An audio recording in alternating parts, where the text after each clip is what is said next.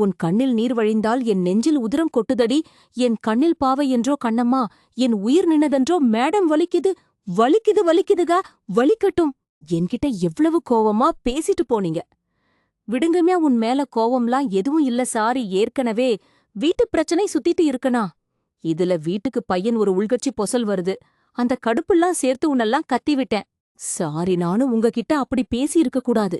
நீங்க மனசுக்குள்ள எவ்வளவு கஷ்டப்பட்டிருப்பீங்கன்னு எனக்கு தெரியும். கா, அது பரவால்ல விடு.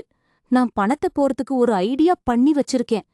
நானும் இந்த பிரச்சனைய தீர்க்க ஒரு ஐடியா வச்சிருக்கேங்க. கா, அப்படியா? பாரேன், ஐடியா கூட நம்ம 2 பேருக்கும் ஒன்னாதான் வருது. இதுக்கு பேருதான் அவன் நல்ல புருஷன் பொண்டாட்டி போல. சரி, நீ என்ன ஐடியா வச்சிருக்க? கா, இப்பெல்லாம் அத சொல்ல மாட்டேன். அப்ப காலையில சொல்றியா? கா, நான் நடத்தி முடிச்சிட்டு சொல்லுவேன். கா, ஓ சர்ப்ரைஸ் எல்லாம் வைக்கிற கா. அதெல்லாம் அப்படித்தான். நீங்க என்ன ஐடியா வச்சிருக்கீங்க? நானும் அதுக்கான ஏற்பாடு எல்லாம் பண்ணிட்டு தான் இருக்கிறேன். கண்டிப்பா நம்ம வீடு நமக்கு கிடைச்சோம்னு இப்ப ஒரு நம்பிக்கை வருது, பாக்கலாம். சரி, இனிமே எதுவா இருந்தாலும் நம்ம 2 பேரும் சண்டை போட்டுக்கவே கூடாது. அது என் கையில இல்லையவோ. அப்பனா மாமா அப்படிலாம் எதுவும் இல்ல, திரும்ப வண்டிய ரிவர்ஸ் இருக்காத. இனிமே நம்ம 2 பேரும் சரண்டையே போட வேணாம். ஓகே. ஏம்பா, நல்லா யோசிச்சா முடிவு எடுத்திருக்கியா?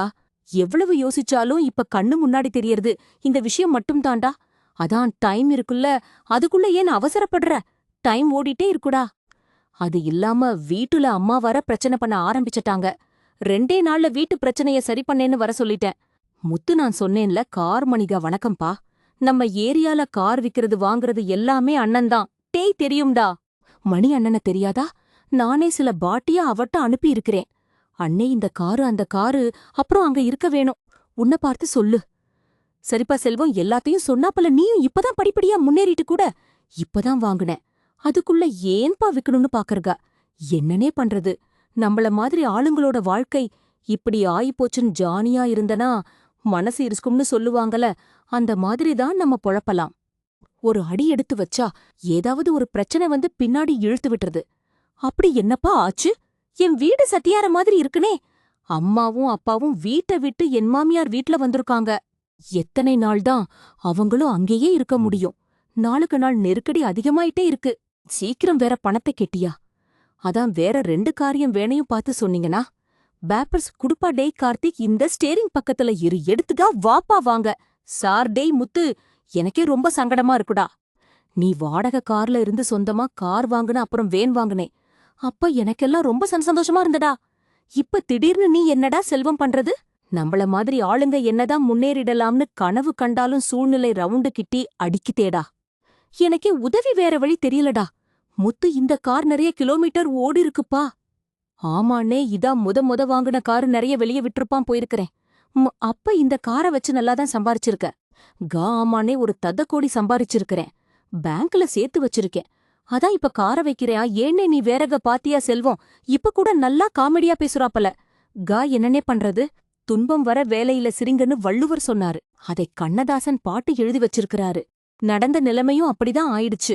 நல்லா பேசுறஸ்பா. நீ பேசாம நீ அரசியலுக்கு போயிருக்கலாம்பா. ஒரு எம்எல்ஏ கூட ஆயிருக்கலாம்பா. நீகா ஏன்னு இருக்கிற புழப்பம் போறதுக்கா? நீ எவ்வளவு தருவேன்னு சொன்னேன். இந்த கார் கொஞ்சம் பரவாயில்லப்பா. 1 வருஷத்துக்கு முன்னாடிதான் வாங்கிருக்க. ஒரு 4 லட்சம் தேத்தலாம். அப்ப என்ன காரு? அது நிறைய கிலோமீட்டர் வரைக்கும் ஓடிருக்குப்பா. இந்தி லட்சம் தேத்துறதே பெரிய விஷயம். 4 தானே ஆகுதுக. அந்த வேன் எப்படி? இந்த வாங்கி கொஞ்ச நாள் தான் ஆச்சு. அதுக்கு கட்ட வேண்டிய டியூவே நிறைய இருக்குப்பா. காமானே வாங்கி கொஞ்சம் கிலோமீட்டர் தான் ஓடிருக்கு. செல் வந்து ஓட்டிட்டு இருக்கோம். அதுக்கு டியூ முடியலப்பா. அதிகபட்சம்லாம் போகாதுப்பா. 7 லட்சம் வரைக்கும் வாங்கலாம், அவ்வளவுதான். அப்ப மொத்தம் 7 லட்சம் தான் மொத்தம் ஆகுது. அண்ணே, எனக்கு ஒரு தந்த லட்சம் ரூபாய் வேணும். அத பபைனான்ஸ் கிட்ட கட்டி கொஞ்சம் டைம் ஆகும். அப்பதான் எங்க வீடு எங்களுக்கு கிடைக்கும். எவ்வளவுதான்பா உனக்கு கடன் இருக்கு? மொத்தமா எமுன்னு 7 லட்சம் இருக்குனே. அடேங்கப்பா, இதுக்கே நீ 4 கார் வாங்கி விக்கணும் போல இருக்கே. இப்ப நீ காமெடி பண்ற பாத்தியானே? உன்ன பாத்து சொல்லுனே. இல்ல முத்து, எவ்வளவு பார்த்தாலும் அவ்வளவுதான் வரும். மார்க்கெட் நிலவரம் அப்படிப்பா. இப்பெல்லாம் செகண்ட்ஸ்ல கார் வாங்குறதே குறைஞ்சிக்கிட்டு வருது. எல்லாம் புதுச்சுதான் வாங்கணும்னு நினைக்கிறாங்க. ஏன்னா அதிகபட்சமா உனக்காக ஒரு 7 லட்சம் ரூபாய் வரைக்கும் பண்ணலாம்பா.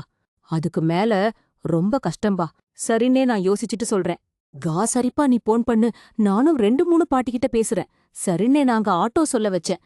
சரிப்பா, நான் வர சொல்லுவோம். என்னப்பா இப்படி சொல்லிட்டு போறாங்க? டேய் முத்து, உன் கஷ்டம் எங்களுக்கெல்லாம் தெரியும். ஆனா உன் புழப்புகள் இருக்கிறது இந்த கார் தான். அதுவும் இந்த கார் சிஸ்டர் வாங்கி கொடுத்தது. அதை நீ அடிக்கடி எங்ககிட்ட பெருமையா வேற சொல்லுவ. இந்த வேன்லயே நிறைய பெரிய பெரிய டிப் எல்லாம் வருது. இப்ப இதெல்லாம் விக்கணுமா? என்னடா பண்றது? அப்பா அம்மா எத்தனை நாள் தாண்டா மீன் அங்க வீட்லயே இருப்பாங்க. அம்மா அங்க இருக்க மாட்டேன்னு அடம் பிடிக்கிறாங்க. சில சில சண்டையா வருது. அதுக்காக இப்ப வண்டி விக்கணுமா? அதுவும் ஒரே நேரத்துல 3 வண்டி விக்கணும்டா. அப்ப நினைச்சா கஷ்டமா இருக்கு. வீட்டை சீல் வச்சிட்டாங்கன்னா அவருக்கு எவ்வளவு வருத்தம் இருக்கு தெரியுமா? அந்த சீல் வச்ச வீட்டை அப்பா பாத்துறக்கூடாதுன்னு அந்த பக்கம் மீனா விடுறது இல்ல. எங்கேயாவது வெளிய போனா கூட அந்த ஏரியாவை சுத்திதானா கூட்டு போறேன். அது எனக்கு புரியுதுடா. இப்ப நகை நட்டு விக்கிறதெல்லாம் வேற தொழில் பண்ற வண்டிகளை எல்லாம் விக்கிறதுனா எப்படிடா நகை நட்டுலாம் எதுவும் இல்லடா, எல்லாம் போச்சு. அதுக்காக சம்பாரிச்சு கொடுக்கற வண்டிய வைக்கணுமா? எங்க ஊரு பக்கம் ஒன்னு சொல்லுவாங்க, நெல்ல விக்கலாம் வெதர்ல வைக்க கூடாதுன்னு சொல்லுவாங்க.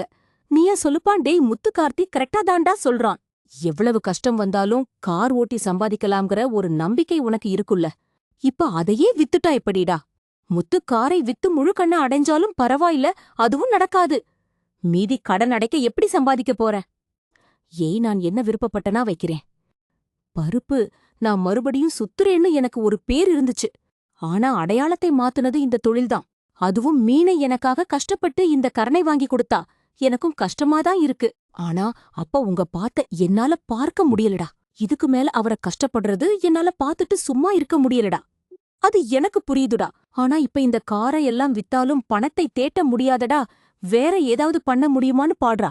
என்ன பண்ணாலும் அப்பா அம்மா வீட்டை விட்டு போனா அது மட்டும்தான் என் மண்டையில ஓடிட்டே இருக்கு. ரவி என்ன ஆச்சு? ஒரு மாதிரி டல்லா இருக்க. சாரி ஸ்ருதி, நம்ம வீட்டு சிச்சுவேஷனை பத்தி யோசிச்சுட்டு இருந்தேன். அந்த டென்ஷன்ல என்னால குக் பண்றதுல போகஸ் பண்ண முடியல. முத்து அவன்கிட்ட இருக்கிற 3 வண்டியும் சேல் பண்ண முடிவு பண்ணிட்டானா? அப்படியா? ஆமா, எல்லாரும் அவன்கிட்ட வேண்டான்னு தான் சொல்லிருக்காங்க. ஆனா அவன் கடன் அடைக்கணுமேனு பாவம் தனியா கஷ்டப்பட்டுட்டு இருக்கான். அந்த மனோஜ் அவனும் கண்டுக்கிறது இல்ல. மனோஜ் எதுக்குதான் ரெஸ்பான்சிபிலிட்டி எடுத்திருக்காரு. ரொம்ப பெடப்பா இருக்கு சுருதி. அம்மா அப்பா 2 பேரும் இத்தனை வருஷம் வாழ்ந்த வீட்டை விட்டுட்டு அங்க போய் அண்ணி வீட்ல இருக்காங்க. அண்ணியோட அம்மாக்கு ரொம்ப சிரமம்தான். பாவம், அவங்களுக்கே அந்த வீடு பத்தல. இதுல இவங்களும் அங்க போயிருக்காங்க. அப்பா மனசு எவ்வளவு சங்கடப்படும். அம்மா வேற லக்ஸரியா இருந்து பழகிட்டாங்க. அவங்களுக்கும் அங்க கஷ்டமாதான் இருக்கும். அங்கில் கூட ஓகே அட்ஜஸ்ட் பண்ணி இருந்து பாரு. ஆண்டிதான் அவங்கள எவ்ளோ டார்ச்சர் பண்றாங்கன்னு தெரியல. வீட்டு கடை நடைக்க ஒரு தூக்கு நாம ஏதாவது ஹெல்ப் பண்ணலாமான்னு யோசிச்சுட்டு இருக்கேன். என்கிட்ட இருக்கிற மொத்த சேவிங்ஸும் வச்சுதான் நான் ரெஸ்டாரண்ட் ஸ்டார்ட் பண்ணேன். நம்ம இன்னும் போட்ட இன்வெஸ்ட்மெண்ட்டே எடுக்கல. என்கிட்ட இப்ப ஒரு இமுனமசி இருக்கும். அத வேணா கொடுக்கவா? வெறும் இமுனமசி வச்சு எதுவும் பண்ண முடியாதுல்ல. ஷத்திப், யூ டோன்ட் மைண்ட் நம்ம ரெஸ்டாரண்ட் மேல பேங்க் லோன் வாங்க முடியுமான்னு பார்க்கவா? நல்ல ஐடியா. ரவி லோன் கிடைச்சா கண்டிப்பா வாங்கலாம். எனக்கு எந்த பிரச்சனையும் இல்ல. முத்துவமும் மீனாவும் எவ்வளவுதான் கஷ்டப்படுவாங்க. அமௌண்ட்டும் பெரிய அமௌண்ட். நம்ம ஷேருக்கு நம்ம ஏதாவது கொடுக்கணும்ல. தேங்க்யூ ஸ்ருதி. என் ஃப்ரெண்ட் ஒருத்தன் பேங்க்ல ஒர்க் பண்றான். நான் அவன்கிட்ட கேட்டு பாக்குறேன். ஓகே ரவி, நம்மளால முடிஞ்ச அளவுக்கு அவங்களுக்கு ஹெல்ப் பண்ணலாம். பாவம், அவங்க மட்டும் எவ்வளவுதான் கஷ்டப்படுவாங்க. எனக்கு எதுவும் பிரச்சனை இல்ல. நீ லோனுக்கு ட்ரை பண்ணு.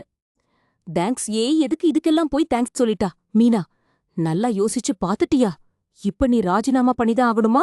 மீனா, இந்த பதவியில உன்னை உட்கார வைக்கிறதுக்கு நாங்க எவ்வளவு உழைச்சிருக்கோம். தயவு செஞ்சு ராஜினாமா பண்ணாத மீனா. அக்கா, எங்க வீட்ல எல்லாரும் கஷ்டப்பட்டுட்டு இருக்காங்க. அதனால இப்ப கொஞ்சம் நிலைமைய புரிஞ்சுக்கோங்க. இந்த பதவியை நான் ராஜினாமா பண்ணாதான் என் மாமனார் மாமியார் சந்தோஷமா இருப்பாங்க. என் புருஷனும் பாவமும் எங்க குடும்பத்தை பழையபடி எங்க வீட்டுக்கு கூட்டிட்டு போறதுக்காக ரொம்ப கஷ்டப்பட்டுட்டு இருக்காரு. இப்ப நான் இந்த பதவி ராஜினாமா பண்ணா எல்லா பிரச்சனையும் தீந்துரும். என்னோட பக்கம் இருக்கிற நியாயத்தையும் நீங்க கொஞ்சமாவது யோசிச்சு பாருங்கக்கா. மீனா, அந்த சிந்தாமணி உன்ன ஆள வச்சு கத்தில குத்துனா. நீ எப்படியோ பொழைச்சு வந்துட்ட. இதெல்லாம் தாண்டி இந்த பதவில வந்து உட்கார்ந்துட்டு இருக்க. ஆனா இத நீ விட்டுட்டேன்னா அவ ஜெயிச்சிட்டு வா. ஜெயிச்சிட்டு போகட்டும்கா. எனக்கு அத பத்தி எல்லாம் கவலை இல்ல. அவளுக்கு என் மேல இருக்கிற கோபத்துலதான் என் குடும்பத்தை பழி வாங்கிட்டு இருக்கா. என்னால மத்த யாரும் பாதிக்கப்படக்கூடாது. என்ன இது? நான் சொல்றத கேட்கவே மாட்டேங்கிறா. பண்ணாத மீனா, தயவு செஞ்சு நாங்க சொல்றத கேளு. மீனா அக்கா, ப்ளீஸ்கா, நான் சொல்றத புரிஞ்சுக்கோங்க. தயவு செஞ்சு என்னை யாருமே தடுக்காதீங்க. உங்க பேச்ச நான் என்னைக்கும் கேட்காம இருந்தது இல்ல. ஆனா இப்ப எனக்கு வேற வழி தெரியல. உங்க எல்லாருக்காகவும் உழைக்கிறதுக்காக தான் நான் இந்த பதவிக்கு வந்தேன். ஆனா இன்னைக்கு என் குடும்பத்தை இழந்து வேணும்னு எனக்கு பயமா இருக்கு. நான் பண்றது தப்புதான். உங்க எல்லார்கிட்டயும் நான் அதுக்காக மன்னிப்பு கேட்டுக்கறேன். சொல்ல சொன்னா கேக்காம கேல போய் இந்த லைன குடுத்துட்டு வரேன்கா. நீங்க இங்க என்ன பண்ணிட்டு இருக்கீங்க? நீ என்ன வேலை பண்ணிட்டு இருக்க? பதவிய ராஜினாமா பண்ண போறியா? ஒரு தடவ சொன்னா புரியலாமே உனக்கு. நான் தான் வேணான்னு சொன்னேன்ல. கா எனக்கு புரியுதுங்க. நீங்க சொன்னீங்க. ஆனா நாம இப்ப இருக்க கா என்ன நிலைமை? இப்ப எதுக்கு நீ ராஜினாமா பண்ற? அந்த சிந்தாமணிய நான் ராஜினாமா பண்ணிட்டா நம்ம வீட்டை ஜப்தி பண்ணாம இருக்க ஏற்பாடு பண்றேன்னு சொல்ல. கா சரி, அதுக்கு கா எனக்கு வேற வழி தெரியலங்க. நான் அதனாலதான் இப்படி. மீனா ஒரு நல்ல விஷயத்துக்காக நீ ராஜினாமா பண்ணனா நான் சரின்னு சொல்லிடுவேன். அந்த சிந்தாமணிக்கு உன் பதவி மேல ஆசை. அதைவிட இந்த பதவியில நீ உட்கார்ந்து இருக்கன்றத அதால பொறுத்துக்க முடியல. என்னைக்கு நீ இந்த பதவிக்கு வந்தியோ அன்னையில இருந்தே அந்த அம்மாக்கு தூக்கமே இல்ல. அதனாலதான் உனக்கு இவ்வளவு குடைச்சல் கொடுத்துட்டு இருக்குது. கா ஆமா முத்து, எங்கள மாதிரி சாதாரணப்பட்டவங்க இந்த பதவியில இருக்கிறது அந்த அம்மாக்கு பிடிக்கல. அத சொன்னா மீனாவும் புரிஞ்சுக்க மாட்டேங்கிறா. மீனா ஒரு கெட்ட விஷயத்துக்காக உன்னை ராஜினாமா பண்ண சொல்லிட்டு இருக்க. அந்த சிந்தாமணி அம்மா, நீ அதுக்காக ராஜினாமா பண்றேன்னு சொல்றேன். நல்ல வேலை அமுதா பொன் பண்ணுச்சு. இல்லைன்னா நீ லெட்டர் கொடுத்துருப்பல. கா ஆமா மீனா, நான் தான் முத்தண்ணனுக்கு போன் பண்ணி வர சொன்னேன்.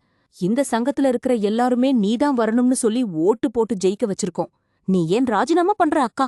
கா மீனா, நீ சங்கத்துல தலைவர் ஆனதுல இருந்து எங்க எல்லாருக்கும் வேலை கிடைக்குது. இதுக்கு முன்னாடி சிந்தாமணி பெரிய ஆர்டர்லாம் அவளே எடுத்துக்குவா. சும்மா எங்கள வேலைய கூப்பிடுவா. ரொம்ப குறைவாதான் சம்பளம் குடுப்பா.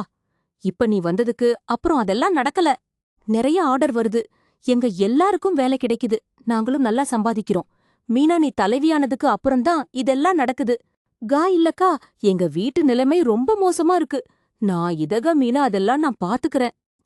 நீ எதுக்கு அத பத்தி கவலைப்படுற? முதல்ல ஏங்க நம்ம வீட்டு நிலைமையை பத்தி நான் கவலைப்படாம எப்படிங்க இருக்க முடியும்? அத்தை மாமா எவ்வளவு கஷ்டப்படுறாங்கன்னு நானும் தானும் பாத்துட்டு தாங்க இருக்கேன். இது எல்லாத்துக்குமே முடிவு இதுதாங்க. கா அப்ப நான் சொல்றத நீ கேட்கவே மாட்டல. கா நீங்க சொல்றத கேட்க கூடாதுங்கிற எண்ணம்லாம் எனக்கு இல்லைங்க. ஆனா இந்த நேரத்துல எது முக்கியம்னு மட்டும் எனக்கு தெரியுது. அததான் நான் பண்ணவும் போறேன்.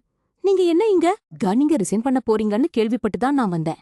ஆமா ஸ்வேதா, வீட்டை ஜப்தி பண்ணாம தடுக்க இதுதான் ஒரே வழி. பாத்தியா தங்கச்சி, இவ என்ன வேலை பாத்துட்டு இருக்கான்னு எவ்ளோ சொன்னாலும் கேட்கவே மாட்றா. மீனா இந்த பொண்ணு யாருன்னு தெரியுதா? தெரியுமே, நம்ம மல்லிகா அக்கா பொண்ணுதான். இவ முன்னாடிலாம் மார்க் ரொம்ப கம்மியா எடுத்துட்டு இருந்தா. ஆனா இப்போ நீங்க சொல்லி நான் சங்கத்துல இருக்கிற குழந்தைகளுக்கு டியூஷன் எடுக்க ஆரம்பிச்சேன். அதுக்கப்புறமா இவ ஸ்கூல்ல ஃபர்ஸ்டா வந்துருக்கா. இங்க பாருங்கக்கா என்னோட மார்க் ஷீட்ட. மீனா அக்கா நீங்க ரிசைன் பண்ணாதீங்கக்கா ப்ளீஸ்கா. மீனா ரொம்ப யோசிக்காத உலகத்துல ரொம்ப பெரிய பொண்ணையா ஒருத்தவங்கள படிப்பை கொடுக்கறதுதான். நம்ம தான் பெருசா படிக்கல. உன்னால அந்த பொண்ணு நல்லா மார்க் எடுக்குதில்ல. இதனால எத்தனை குழந்தைகளோட வாழ்க்கை மாறும். நீ அதை யோசிச்சு பாரு. மீனா நல்லவங்க நல்ல பதவியில இருந்தாதான் 4 பேருக்கு நல்லது நடக்கும். இன்னைக்கு இந்த பொண்ணு இந்த மாதிரி எத்தனையோ குழந்தைகளை நீங்க இந்த பதவியில இருந்தாதான் உருவாக்க முடியும். சிந்தாமணி வந்தா இந்த டியூஷன் நடத்துறதுக்கு இடம் கூட தரமாட்டா. எல்லாமே வீணா போயிடும். இந்த பதவியில இருந்து உங்களுக்கு கிடைச்சது பெருமை மட்டுமல்ல, இங்க உங்கள சுத்தி நிக்கிறாங்க பாருங்க, இவங்க எல்லாரோட கனவும் கூட. ஆமா மீனா, என் பசங்க கூட பரீட்சையில நல்ல மார்க் வாங்கியிருக்காங்க. மீனா மீனா இந்த பதவிக்கு வந்ததுக்கு அப்புறம்தான் என் பிள்ளைங்க நல்லா மார்க் வாங்குறாங்க, நல்லா படிக்கிறாங்கன்னு எல்லார்கிட்டயும் பெருமையா சொல்லிட்டு இருக்கேன். மீனா நீ இந்த சங்கத்தோட தலைவியா வந்ததுல என் பிள்ளைங்க நல்லா படிச்சு நல்ல மார்க் வாங்கியிருக்காங்க. அவங்க எல்லாம் எதிர்காலத்துல நல்ல நிலைமைக்கு வரது உன் கையில தான் இருக்கு. மீனா கேட்டியா? மீனா இப்ப போய் உன் பதவிய ராஜாமா பண்ணேனா என்ன நல்லது நடக்கும்னு நினைக்கிற? கா இல்லைங்க நம்ம வீட்ல. அப்புறம் நீ ரிசைன் பண்ணேனா அந்த சிந்தாமணி சொன்னதை செய்யணும்னு நினைக்கிறியா? அந்த அம்மாவே ஒரு பிளாடு பதவியும் வாங்கிட்டு வீட்டையும் கொடுக்காது. என்ன நம்ம வீட்டை எப்படி இருந்தாலும் மீட்டுக்கலாம். அது என்னோட பொறுப்பு. ஆனா நீ இப்ப இருக்கிற பதவி மத்தவங்களுக்கு உதவி பண்றதுக்காக பயன்படுது.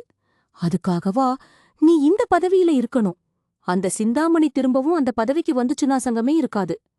அத சொன்னதுக்காக தான் எல்லாத்தையும் பண்ணும். கேட்டேன் சொன்னா கேட்டேன். நீ சொல்றோம்ல நாங்க சொன்னா கேட்க மாட்டியா? இவ்வளவு பேர் உன்னை கேட்டோம்.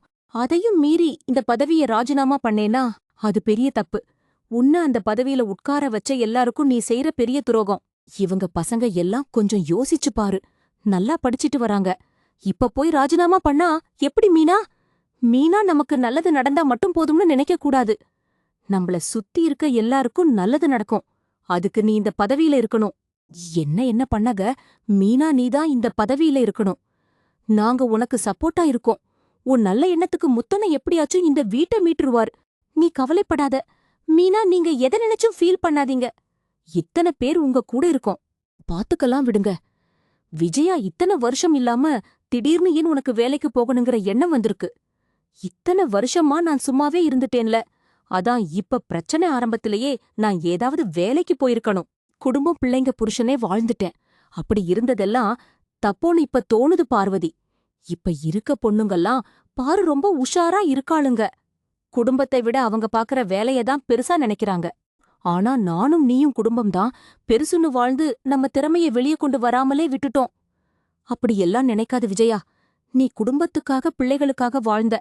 இதுல ஒன்னும் தப்பு இல்லையே. நானும் அப்படித்தான். முன்னாடி என் பையனுக்காக வாழ்ந்தேன். நாம சரியாதான் இருந்திருக்கோம். ஆனா நீ யாருக்காக கஷ்டப்பட்டியோ அவங்களே உன் கூட இல்லையே. உன் பையன் உன்னை தனியா விட்டுட்டு அவன் பொண்டாட்டி கூட போயிட்டான்ல. அதுக்கு என்ன பண்றது? என் கடமையை நான் சரியாதான் செஞ்சிருக்கேன். அதுக்காக நான் ஒரு நாளும் வருத்தப்பட்டது இல்ல. இப்ப நான் எனக்காக வாழுறேன். சிவன் கூட சேர்ந்து கதை சொல்லி வீடியோ போடுறேன். அது மனசுக்கு ரொம்ப சந்தோஷமா இருக்கு. நீயாவது கதை சொல்ற ஓரளவுக்கு பிரபலமா இருக்க, நல்லா சம்பாதிக்கவும் செய்யற. ஆனா என் நிலைமைய பாரு. அந்த மீனா வீட்ல ஒண்டிட்டு இருக்கேன். என் வீட்லயே என்னால இருக்க முடியல. அங்க உன்ன நல்லாதான பாத்துக்குறாங்க. அட நீ வேற அவங்களுக்கெல்லாம் என்ன பார்த்தா இளைக்காரமா போயிடுச்சு. எப்படா அங்க இருந்து போலாம்னு இருக்கு. எனக்குன்னு ஒரு மரியாதை இருக்கணும்னா நான் வேலைக்கு போய்தான் ஆகணும். வேலைக்கு போலாம்னு நினைக்கிறது தப்புல்ல. அது நம்மள எப்பவும் ஆக்டிவா வச்சிருக்கோம். சொல்லப்போனா நமக்கே ஒரு நம்பிக்கையை கொடுக்கும். அது நல்ல விஷயம்தான். ஆனா நீ என்ன வேலைக்கு போவ? நான் வேலைக்கு போக போறேன். என்ன வேலை? டான் சொல்லி கொடுக்கற வேலைதான். வேற என்ன வேலை தெரியும்? எனக்கு நம்ம கையிலேயே 4 காசு இருக்கணும். அப்பதான் யாரா இருந்தாலும் நம்மள மதிப்பாங்க. நான் அடுத்தவங்க கை எதிர்பார்த்து இருக்க விரும்பல. அதனால நான் வேலைக்கு போகதான் போறேன்.